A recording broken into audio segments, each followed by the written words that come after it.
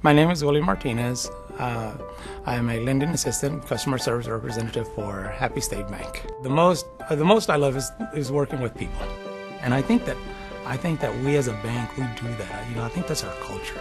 I think they go out and find those individuals that love to interact with individuals and love the conversation and love working and helping out and solving those problems that our customers can have. And I think that the culture, the helpfulness, I think that's what sets us apart. Let's call this meeting to order and we'll proceed, Mr. City Manager. We have a real tough agenda today. Thank you, Mayor. We have a real tough agenda. We do have, I think, some interesting and fun items that we'll do in the open session with our kickoff for river drop counts and talk about water use for the year. But the agenda itself, pretty short. Item number 1, minutes from last week. Comments, corrections, additions, deletions? Insertions, Permutations? Nope. Lilia? Nope. Fine. Okay, item number 2. This is something I think that we all saw Excel's press release that came out last week. This is the first reading of the ordinance approving the negotiated settlement agreement in the current electrical rate case. I'm going to let Marcus talk in just a little greater detail about it, but we did pull up and add to the caption what I think is generally the largest of the questions. Number 1, what did they ask for and what did they get? They asked for $90 million, and the agreed settlement was 50.8, or just under 51. It was tremendous work by Marcus, Michelle, the consultants, the other cities that are part of the Alliance of Excel Municipalities, or what we call AXM. So again, something approaching a 50% savings there. And then for the average residential customer, what will the net impact be? And it's a 6.6% increase. So, Marcus, do you have anything you want to add to that? Yeah. Talk about the next one that's coming. That might be relevant. Okay, and I'll also just tell you that this one's procedurally a little different than you've seen in the past. Remember, in the past, we normally suspend, use 90 days for our consultants to study it, and then we typically come back and deny the rate increase, and then the company appeals to the commission in Austin, and it gets settled, but it only requires commission approval because they're the jurisdictional body. This one's postured a little differently because if you go back to the end of 2012, we suspended, but we never came back to deny it. The company immediately wanted to move to rapid negotiations. And of course, we're all for that. Let's get it resolved.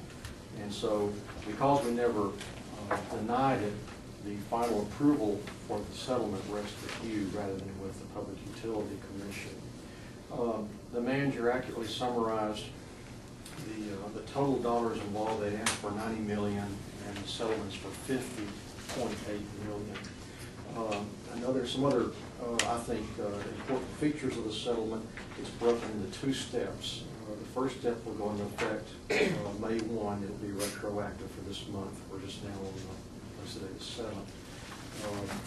Effective for this month would be a $37 million increase, and step 2 will be in September, a $13.8 million increase.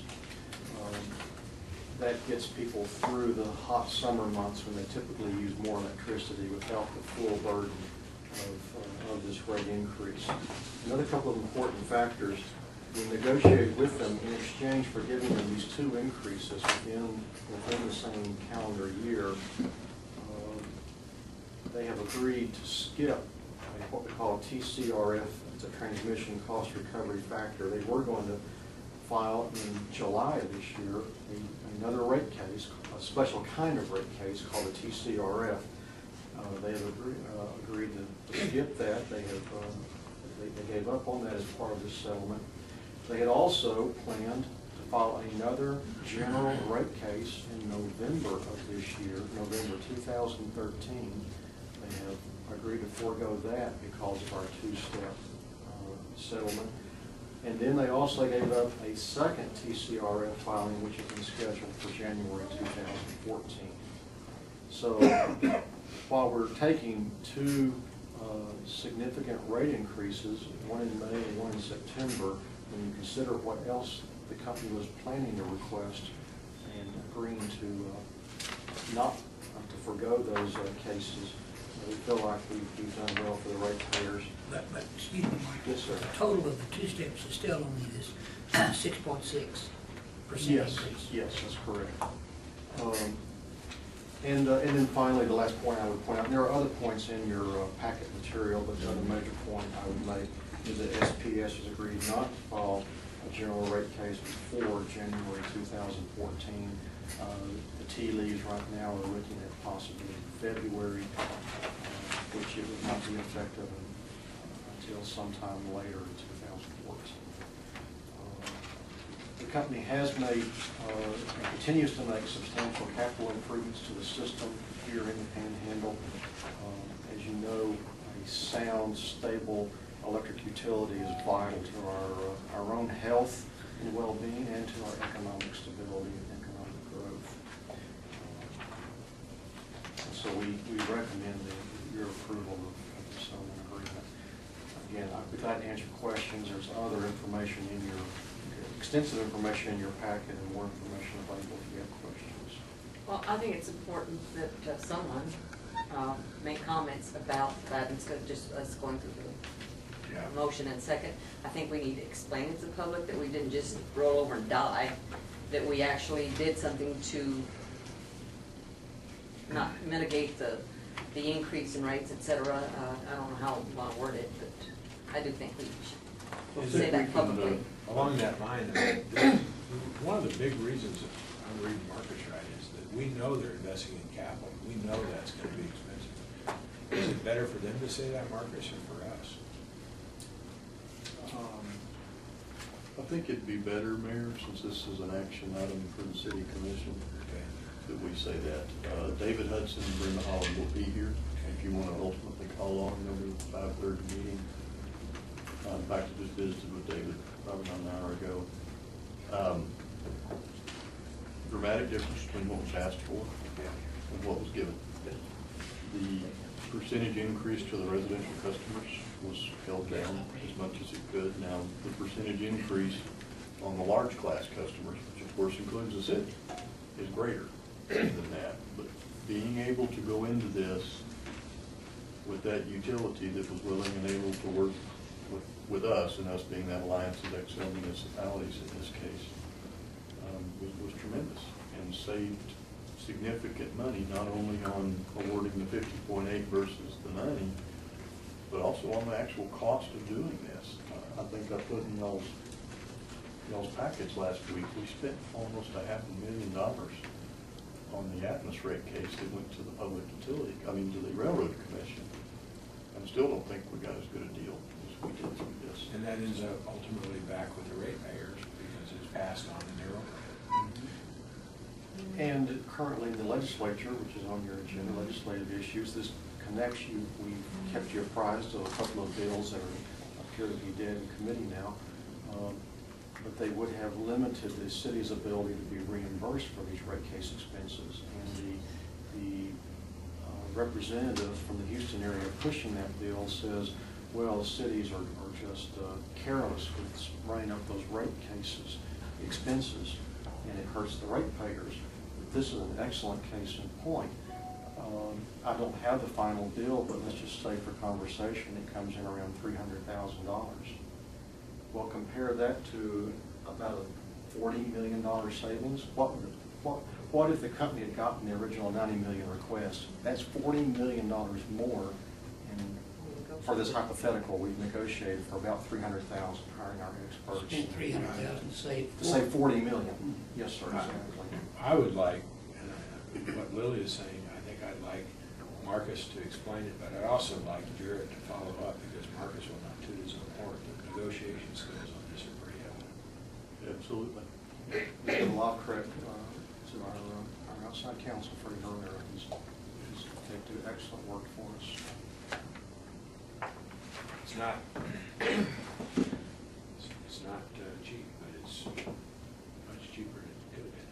Well, it points out the validity of having these local elected bodies retain that original jurisdiction.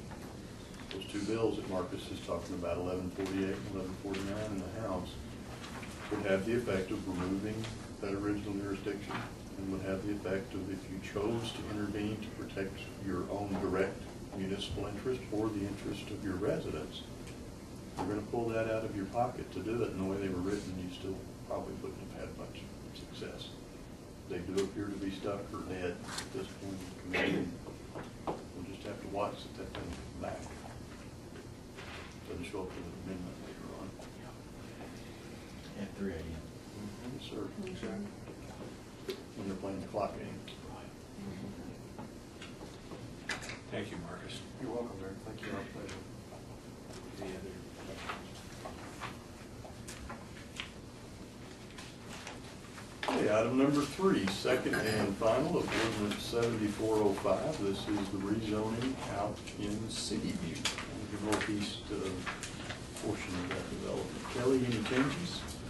No changes? Mayor, Commission, any questions? Item number 4, resolution calling a public hearing. We're setting the date to bring another structure back to you. You have a map that we placed at each of your seats today. Kind of get a sense of where that is, way out on the east side of the town. And I believe the hearing date is set at June 11th per the resolution that's attached. Marcus, this is mine, they somehow fall to me usually. I always feel the need to say the date and the location in my resolution. Is it enough, is there another way I should say it, or is that okay? I think that's helpful, Okay. the more we have it out there for the public to know. Okay. Not for all the time. Any questions setting the date? Item number 5, appointments for boards and commissions. We have before you today the Planning and Zoning Commission. Mr. Craig and Mr. Smith are both willing to accept reappointment should you so choose. And I think they're good members, and I think we've discussed before, many of these changes we're looking at in the development process, continued implementation of the comprehensive plan.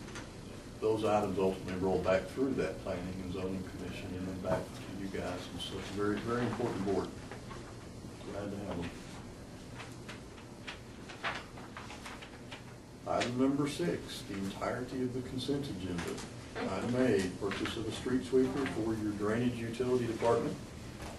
There is a nice shiny picture of such a street sweeper. It's a fine looking piece of equipment. And Michael promises it'll stay that shiny for 2 years. You know, Mr. Manager, I really want to drive this one because my wife says I never run the sweeper. I can set that up for you, Commissioner. You want to say that out in public? I want to do it. I want to do it. Drive it in front of my house, and I want to photograph.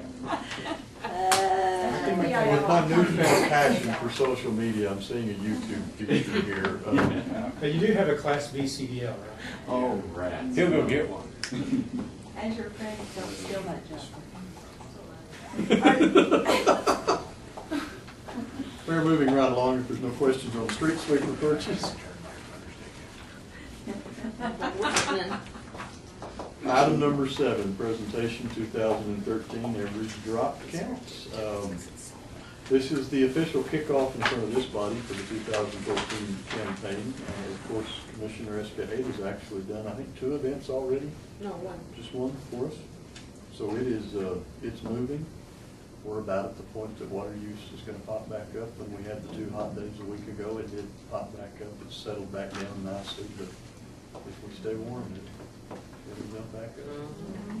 Emmett will be ready to do that. You know, I have more people tell me, says, you know, Amarillo needs to do something about people, overusers. We need to do something. And I said, well, we are. They're getting charged. They're getting charged, and the more they use, the more the charge per unit goes up. Following your instructions, I believe 3 weeks ago, Marcus has done an initial review of those places that have ordinances that actually provide a penalty, a punishment for doing so. They do exist. We're kind of sorting our way through that. As with a lot of things, it needs to be, of course, real realistic and valid, it needs to be enforceable. If we're gonna take that step, so. You know, you have the other side. I absolutely think we've got to do something with that, because there's people that just continue to abuse it, and they don't care a hoot. But on the other side, we see homes that have just gone to weed. Yeah. In nice neighborhoods, and that hurts the neighborhood too. There's got to be a balance point somewhere. Common Well, I sense, I think guess. you give incentives for putting in water saving grass or xeriscape or something. It's hard to have something punitive when they're not doing any watering, because the lawns look like the devil. They turn to weed and they're just trash. So I don't know how you, that's a toughie. Yeah, I wish there was some incentive because catch more flies with honey. No, but then they get used to that, they won't do anything on their own if you start giving a bunch of incentives. So, Well, everybody should be a responsible. large xeriscape done properly certainly saves a ton of water. It's very attractive. It's very expensive. I know. Why is that? Telling me. It It's takes just a there's long not time. enough of it. It's just so It few of them. does, takes a Say long that time. chicken costs more than a hamburger. Fast food place is better for you, so they charge you more. I don't know. I wouldn't do mine on your back. I don't have blade grass. I do think the Parks and Rec is important, because there's people that we get constant complaints about. And usually what it is, a commercial business where nobody's there when it's watering, and they just let it run. But I think that's Guys kind are of, for a month.